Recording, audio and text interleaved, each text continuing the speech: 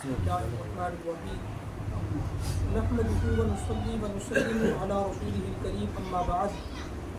فأعوذ بالله من الشيطان الرجيم بسم الله الرحمن الرحيم وما كان لنفس أن تموت إلا بإذن الله كتابا مؤجلا آمنت بالله صدق الله مولانا العلي العظيم وصدق رسوله النبي الكريم قال النبي صلى الله تعالى عليه وآله وأصحابه وبارك وسلم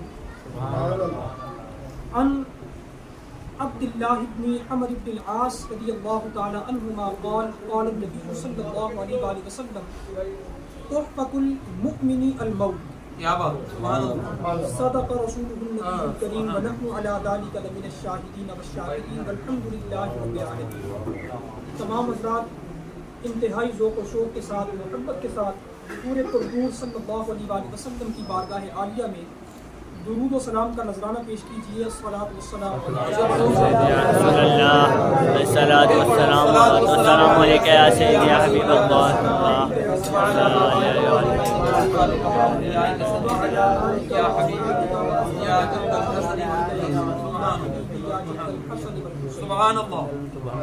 آج ہم ہمارے انتہائی انتظار خان صاحب اور ساجد خان صاحب ان کی والدہ مرحومہ کے ایصال ثواب کے لیے جمع ہے. اللہ تعالیٰ مرحومہ کی بخشش فرمائے, آمین. جنت الفردوس میں اعلیٰ مقام عطا فرمائے, آمین. ایک ماں کا سایہ سر سے اٹھ جانا, اس کی مثال ہمارے فقہائے کرام اس طرح دیتے ہیں کہ آپ صحرا کی تپتی ہوئی زمین کے اوپر ہوں, سورج بھی جون جولائی کا ہو, شدید گرمی ہو, اور آپ کے پاس سہارے کے لیے سائے کے لیے فقط ایک ہی درخت ہو, سایہ دار درخت ہو, آپ اس کے سائے کے اندر آرام کر رہے ہوں, اچانک سے وہ درخت گر جائے تو پھر دنیا کے اندر آپ کو کون سا درخت سنبھالے گا یا کون سا سایہ آپ کو اس گرمی سے بچائے گا؟ وہ جو صحرا کے اندر بچانے والا سایہ دار درخت تھا, اس کی مثال ماں کی مثال ہے. یہ جب دنیا سے رخصت ہو جاتی ہے تو گویا وہ سایہ دار درخت کر چکا ہے کہ اب دنیا میں اور کوئی درخت اس کو گرمی سے بچانے والا نہیں. تو ماں کا سایہ, باپ کا سایہ سر سے اٹھ جانا, یہ اس قدر عظیم صدمہ ہوتا ہے کہ یقیناً ساری زندگی بھی جس کی بھرپائی ممکن نہیں ہوتی. اللہ تعالیٰ ان کو جنت الفردوس میں اعلیٰ مقام عطا فرمائے, اور جتنے لواحقین وہ جتنے وارثین اپنے پیچھے چھوڑ کر گئی, اللہ تعالیٰ سب کو صبر جمیل اور اجر عظیم نصیب فرمائے. آج ہمارے لیے یہ موقع تو عبرت کا تھا, لیکن ہم نے اس کو رسم و رواج کی بھیڑ چڑھا دیا اور بھول گئے کہ اس طرح کلخانیوں پر, نماز جنازوں پر جمع ہونے کا ہمارا مقصد کیا ہوا کرتا تھا. مقصد فقط ایک ہی ہوتا تھا کہ جس طرح آج ہم ان کی کلخانی میں آئے ہیں, یا جس طرح ہم نماز جنازہ کے اندر حاضر ہوئے ہیں, ہمارا وقت بھی دور نہیں ہے. اللہ تعالیٰ نے جو وقت ہمارے لیے مقرر کر دیا ہے, اس وقت پر موت نے آ کر ہمیں پکڑ لینا ہے, اور جب یہ وقت آئے گا تو خدا کی قسم پھر ایک لمحہ بھی سنبھلنے کے لیے میسر نہیں. وَمَا كَانَ لِنَفْسٍ أَن تَمُوتَ إِلَّا بِإِذْنِ اللَّهِ كِتَابًا مُؤَجَّلًا. اللہ تعالیٰ نے جس کی موت کا جو وقت مقرر کر دیا, اس پر وہ موت آ کر ہی رہے گی.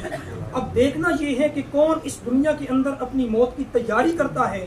اور کون اس دنیا کے اندر اپنی آخرت کو برباد کر کے پھر اپنی قبر کے اندر جاتا ہے.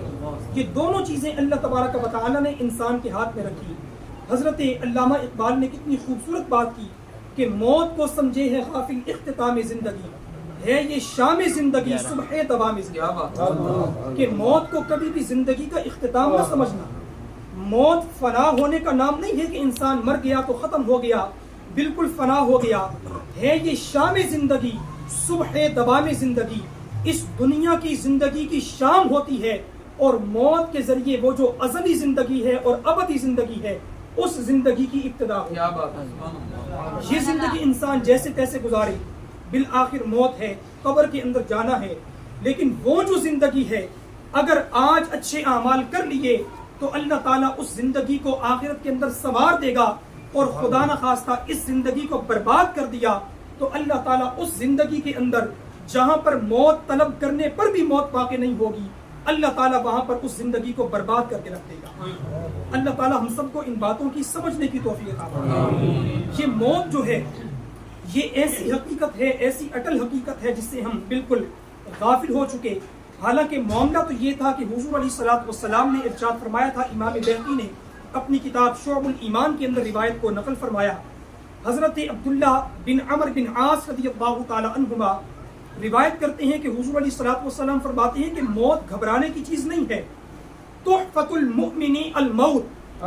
مومن کے لیے اگر اللہ تعالیٰ نے سب سے بڑا تحفہ رکھا ہے تو وہ موت کا تحفہ۔ ذرا آپ تصور کریں، سوچیں، ساری زندگی ہم دیدار مصطفیٰ صلی اللہ علیہ وآلہ وسلم کے لیے تڑپ رہے ہیں، کس کے دل میں خواہش ہے؟ جس کے دل میں جتنی خواہش ہے حضور کا دیدار ہو جائے، چاہے ایک لمحے کے لیے ہو جائے، حضور کا دیدار ہو جائے، کتنی خواہش ہے۔ ساری زندگی تڑپتے ہیں، روتے ہیں، لیکن دیدار میسر نہیں ہوتا۔ یہ موت ہی کی برکت ہے کہ ادھر عاشق کی آنکھیں بند ہوتی ہیں، ادھر قبر کے اندر حضور کی رحمت پہلے یہ موت ہے۔ تحفۃ المؤمن الموت کہ اگر اللہ تعالیٰ نے مومن کو سب سے بڑا تحفہ جو عطا فرمایا وہ موت کا تحفہ۔ ایک مرتبہ حضور علیہ الصلوۃ والسلام صحابہ کے درمیان جلوہ افروز تھے، اور حضور علیہ الصلوۃ والسلام ارشاد فرماتے ہیں کہ اے میرے صحابہ، ان قریب میں دیکھ رہا ہوں وہ وقت آنے والا ہے کہ جب مسلمان زمانے کے اندر انتہائی ذلیل و خوار ہو جائیں گے، تباہ و برباد ہو جائیں گے۔ صحابہ نے عرض کی، یا رسول اللہ صلی اللہ علیہ وآلہ وسلم، کیا اس وقت مسلمانوں کی تعداد کم ہوگی، یعنی وہ تھوڑے ہوں گے کہ غیر ان پر غالب آ جائیں گے؟ فرمایا کہ نہیں، اس وقت مسلمانوں کی تعداد تھوڑی نہیں ہوگی، بلکہ تمہاری جو جماعت صحابہ ہے یعنی 1.25 لاکھ کی تعداد ہے تقریباً، خدا کی قسم وہ مسلمان تم سے کئی گنا زیادہ ہوں گے، پھر بھی ذلیل ہوں گے، پھر بھی خوار ہوں گے۔ عرض کی، یا رسول اللہ صلی اللہ علیہ وسلم، کیا ان کے پاس مال کم ہوگا، تنگ دست ہو جائیں گے، غریب ہو جائیں گے؟ تو حضور نے فرمایا نہیں، تنگ دست نہیں ہوں گے، مفلس نہیں ہوں گے، غریب نہیں ہوں گے، بلکہ تم سے زیادہ امیر ہوں گے۔ ان میں سے ہر ایک کے پاس محلات ہوں گے، ہیرے ہوں گے، جواہرات ہوں گے۔ صحابہ نے عرض کی، یا رسول اللہ صلی اللہ علیہ وآلہ وسلم، پھر ان کے ذلیل و خوار ہونے کی وجہ کیا ہوگی، زمانے کے اندر رسوا ہونے کی وجہ کیا ہوگی؟ تو حضور علیہ الصلوۃ والسلام ارشاد فرماتے ہیں کہ دراصل آج جو تمہارے دلوں کے اندر موت کا شوق ہے، تم تلواریں اٹھائے اپنی جان کی فکر کیے بغیر میدان جہاد کے اندر چل پڑتے ہو، اللہ اور اس کے رسول کے نام پر اپنا سب کچھ قربان کرنے کے لیے تیار ہو، اور جب موقع آتا ہے قربان کر دیتے ہو، اس وقت کے مسلمانوں کے دلوں میں دنیا کی محبت آ جائے گی اور موت کا خوف دل کے اندر آ جائے گا،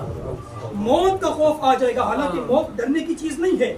دنیا کی محبت یہ ڈرنے کی چیز ہے، یہ خوف زدہ ہونے کی چیز ہے، لیکن اس وقت معاملہ برعکس ہو جائے گا، موت کا خوف دل میں گھر کر جائے گا، اور دنیا کی محبت اور آخرت کی جو فکر ہے وہ نکل جائے گی، دنیا کی محبت دل میں آ جائے گی۔ سمجھ لینا اس وقت کے مسلمان دنیا کے اندر ذلیل و رسوا ہوتا ہے۔ آج تو وقت آ چکا ہے، آپ دیکھیں کہ مسلمانوں کی کیا حالت ہو چکی ہے۔ دنیا کی لالچ کے اندر اللہ تعالیٰ نے فرمایا تھا، الہاکم التکاثر حتی زرتم المقابر، یہ جو طلب کثرت مال ہے کہ میرا مال بڑھ جائے، میرا بینک بیلنس بن جائے، کروڑوں روپے میرے بینک کے اندر آ جائیں، اللہ تعالیٰ ارشاد فرماتا ہے الہاکم التکاثر، اس طلب کثرت مال نے تمہیں تباہ کر کے رکھ دیا ہے، تمہیں برباد کر کے رکھ دیا ہے، حتی زرتم المقابر، یہاں تک کہ اسی خواہش کے اندر تم اپنی قبروں کے اندر چلے جاؤ گے۔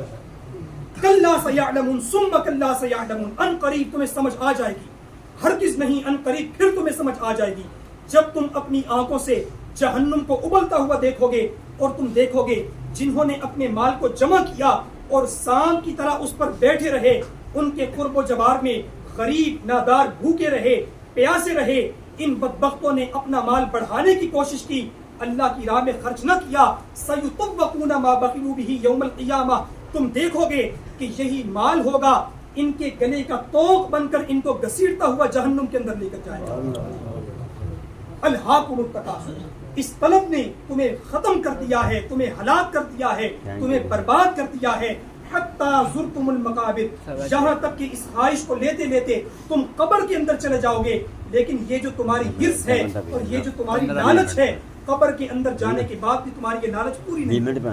تو حضور فرماتے ہیں کہ جب یہ دنیا کی محبت دل کے اندر آ جائے گی، سمجھ لو مسلمانوں کی تباہی کا وقت شروع ہو گیا، بربادی کا وقت شروع ہو گیا، اور موت کا خوف دل کے اندر آ جائے گا۔ حالانکہ پتہ ہونا چاہیے اور ہر مسلمان کو یہ علم ہونا چاہیے کہ موت اللہ تعالیٰ کی طرف سے سب سے بڑا انعام ہوتا ہے۔ آپ حدیث شریف سن لیجئے، حضور علیہ السلام ارشاد فرماتے ہیں